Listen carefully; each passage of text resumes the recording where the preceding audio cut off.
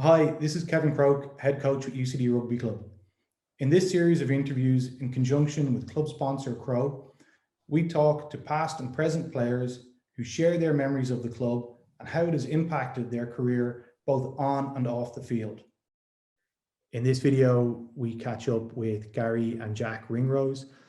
They share their experiences of coming from Blackrock into UCD and how rugby is a part of their relationship as brothers. Garry, Jack, thanks for taking the time to come on. What I'd like to talk about today are the ideas of fostering talent and forging relationships through the club. You've both been through the experience of coming out of school into a new club, a new team, and some new friends and teammates. Over your time with the club, was there one moment where you really got a sense of things were starting to click and the team were starting to come together? Jack, I'll let you. Well, I'll take a recent sort of experience. We would have been last year. It was kind of after our Canada trip. We went on a tour, and obviously, I'll start that again. Sorry, we went on a Canada trip, which was obviously fantastic. I think everyone built sort of relationships, and I think there was one moment. I think after the tour, we were playing against Clontarf, and I think we were down by a try, and then we managed to work our way up the whole pitch, and I think it was Paddy Patterson scored a try in the corner to win it, and I think that was one game that as a team we always sort of look back on as just a turning point where we're like we're real sort of competitors in this AIL, and I think it really just kicked us on for the rest of the season. And I think it was just a real sort of certainly a turning point for me anyway, that we'd finally just come together as a team, that like we were inside our own 22 and we were able to work 80 meters to get the win. And I think it was the first time we were winning in Clontarf in like 7 years, was it, or something? It was the first away victory we got in such a long time, and I think that really just kick-started and gave a lot of belief and brought everyone together in a really special way. And as I said, we're constantly going back to that moment in that game. Funny that I remember I was at that game, Jack, with you. Well, I was watching with Dad, and whatever. That's what obviously it felt for you, but that's what it looked like as a spectator. It just looked like one of the most together UCD teams, and they all had trust in each other. No one broke the chain of what their role, their job was. And a real belief in what we were doing. So obviously it was an unbelievable try at the end of it, but where, as Jack said, where it started from, how calm everyone was, controlled, without that edge or intensity being sacrificed. It definitely was a turning point, because you say 7 years, but I definitely was on the wrong end of results in Clontarf a couple of times, and it was nice to see a UCD team come together and win a game with their backs to the wall, last play of the game as well. You could definitely visibly see it, that sort of way. Garry, a question for you. You played in some pretty rock star backlines. I was having a look through some old fixtures to try and get an idea of when you played and who you played with. You played, like, there was one backline, there was Nick McCarthy, Ross, Adzer, Harry McNulty inside you, yourself, Sam Coughlin-Murray, and Billy Dardis. What was it like being able to play with those guys at club level and then making the transition into the pro game with some of them? How did those relationships help that step through? It was, certainly in like the backline you're talking about there, it was guys that, similar in age, but they were a year or two further down the track, and they were sort of paving the way in the professional side of things with Leinster. But then you could see how playing with UCD was benefiting their game, and the fact that I was getting the chance to rub shoulders with these guys added massive value to my journey. So, there's a few guys that were, I think Adam was capped for Leinster, Sam Coughlin-Murray was capped for Leinster at that stage. So to play alongside them and just learn off them was unbelievable. Every opportunity, every week, getting training with them and all that sort of way. So it was massive towards my development, being involved in something like that. And I don't know whether I would have got that same exposure if I wasn't at UCD, that sort of way. So I think back to my times there, and it's some of my favourite memories. And I don't know, I see this one, we had some good teams, but we didn't necessarily back it up with results like what Jack was talking about, unfortunately. But we didn't have any silverware to show for it. But in terms of the learnings from it and the relationships I would have built, it was unbelievable. What part does rugby play in your relationship and the fact that you've both played in UCD? I suppose some of my favourite rugby memories are, and this is just across the whole thing, is being on the sideline and seeing Jack do well. So, like talking about the Clontarf game last year, one that sticks out for me is when I was playing a game against Treviso when Jack was a turn year, you'd a match. So neither of us could watch each other's game. And I scored a hat-trick in the Treviso game and came off the pitch. And the first thing all the lads said to me, because there's a few UCD guys on that team that day, were like, Jack scored a hat-trick as well. And it was just one of the best moments ever. So I don't know, it's a broad question you're asking, but so just some of my best rugby memories is to date have been of what Jack's been doing at UCD, that sort of way. So that kind of helps with that connection and enjoyment, and we both get satisfaction out of each other doing well, I think. Jack, for you, did Garry, having played in UCD, have an influence on your decision to come to UCD? And what influence does he have on your rugby now? Well, look, definitely, I know you talked about that previous backline that Garry was involved in. Like, I remember when my dad and I used to go to those games. I remember sort of the Rossburgh, Nick McCarthy, sort of Garry trio there, and then as they were sort of slowly progressing towards Leinster, it was pretty cool to see that, like, that sort of development, and that was obviously something a lot of rugby players aspire to.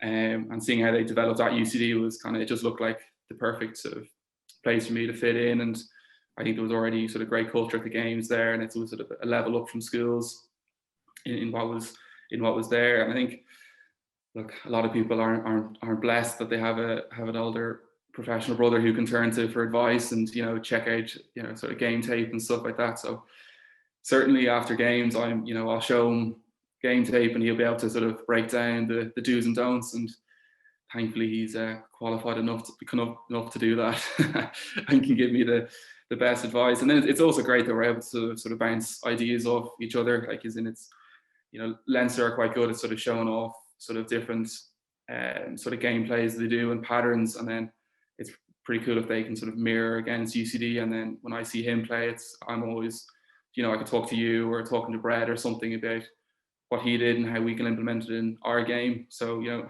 having sort of that inside man is, it's beneficial certainly for UCD anyway. I hope I give a little bit of advice to Garry at the odd time.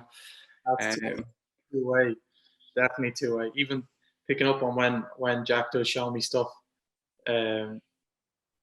This is for me because I haven't played for UCD. I wish I had, but I haven't played in a couple of years now.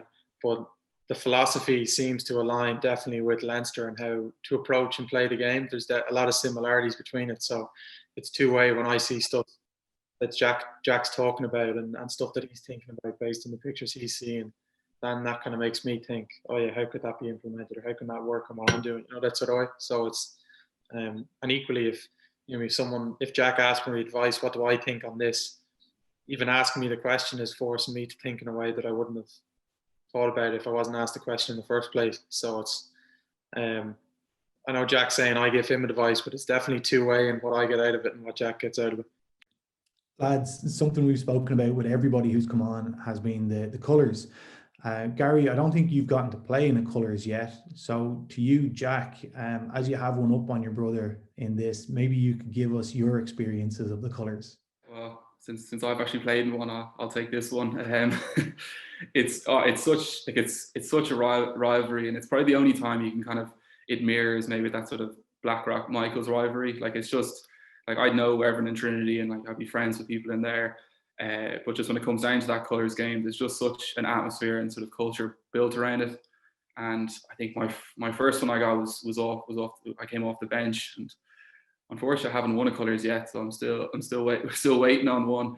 But even just coming on, it was in College Park, and just like, it was the first time where there was just a full pitch just surrounded by people, and it was just like, I felt like you were almost in sort of back in Donnybrook at sort of the SET level with a full crowd and a full sort of atmosphere. And I just think the competitiveness in it is just through the roof. And it's gutted that it never happened last year, and I think everyone at UCD are really dying for the next one. It's because it's something so special, and to get to keep that jersey afterwards as well. Like I have mine in my room. I do have second colours now, but I don't think I got on off the bench, so I won't be holding on to that one maybe.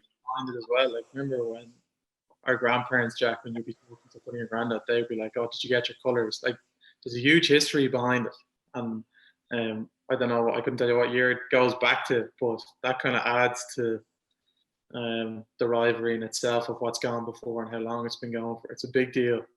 Yeah, I actually remember because I think you also get a tie when you play in your colours, and I remember I brought my jersey up to my grandparents, but they had no interest in that. They wanted to see the tie, so it just shows how far it does go back. That I think I drove home, got the tie, and then brought that back up, and that was what they wanted to see. So there's a big culture and a lot of history behind it. So Gary, if you ever fancy another game for UCD, and back end of the year when we're playing in the colours, if you're around, we'll try and squeeze you in. You guys can replicate the pennies and get playing together. 100%. Have you got? I presume you guys have never played a game together? No. I think we want to train together once back in schools level, but I think that was very, very short-lived. I do remember actually. I'm not sure if you might be oblivious to this, Gary. It would have been about 3 years ago. I think it was still under Andy Skeen's regime, but you were coming back from like an injury for about, I think it was like 8 or 9 months, and then there was like question marks over whether or not you'd come play for UCD for just one game, just to get some game time.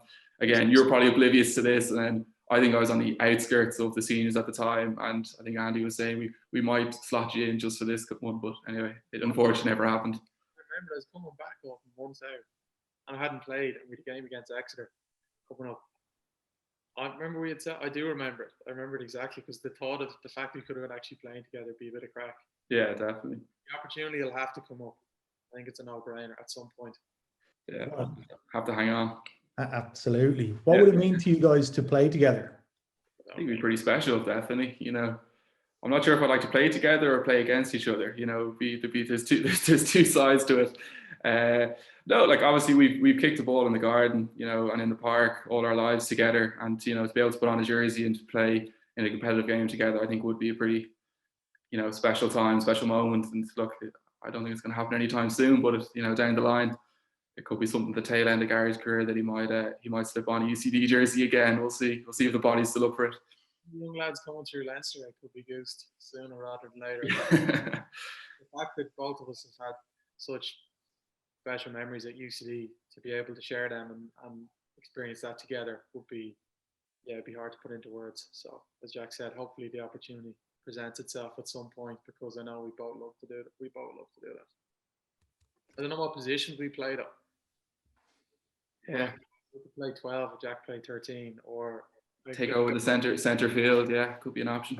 So in terms of trying to foster talent, what would be one or two things that you guys would do with the younger players around you to help them develop, or one or two things that you, from your experiences, you see as being important to help people develop their talent? That's a good question. I suppose there's different ways of answering it. I know from a leadership style, I always looked up to players that, and it's a cliche, were led by example, but in terms of how they acted on and off the pitch, how they acted in training, and what they did ultimately in matches, and the correlation between the two was something that always stood out to me. You know what I mean? And the more guys I paid attention to, there's a pretty strong correlation between the guys that worked the hardest away from the pitch, enjoyed the most success when it came to that 80 minutes on the weekend. And I think that if anything I'd want to do as a player, and certainly in Leinster, there's young guys coming through, is to try and fit that same mold that any success I enjoy on the pitch in the 80 minutes or teams that I'm a part of, that it's evident that that's come off the back of what I've done away from it. Yeah, I think to build on that, like obviously UCD would be, sometimes we can be a little bit less formal in terms of we get to enjoy ourselves after games, from that sort of social aspect. And I think with young players coming through, certainly I remember, you had to sing on the bus coming home from your first away game, and there's like little special moments like that where you kind of introduce young players to the culture that UCD kind of provides and has had for years. And I think that was something that you see when players buy into that, and it really shows in success. And I think certainly recently anyway, we've built sort of an ethos in UCD that we want to win. And if that means you're bringing on the water, or you're playing in the starting 15, or you're coming off the bench, or you're, any involvement at all, is in, you should get the same pleasure of a win as someone who's playing. And I think that was certainly showed last year that, some of the best J1 games I've ever seen, and was delighted to be part of a few of them. And then same with some of the senior games, like that Clontarf game and Terranure one. Like, there was so many special moments that, they were all celebrated by everyone equally, and it just didn't matter if you were, as I said, in the starting 15 or bringing on the tee. I think we certainly built a culture that I think younger players are now buying into, that you don't have to be in the starting 15. It is a club, and we're all rooting for each other. Obviously everyone's going to be fighting for that jersey, but I certainly think once you buy into that culture, UCD can be really successful, and I think last year kind of showed that. And it took me probably a little bit longer time to understand that, but now that I've sort of bought into it, it's really special.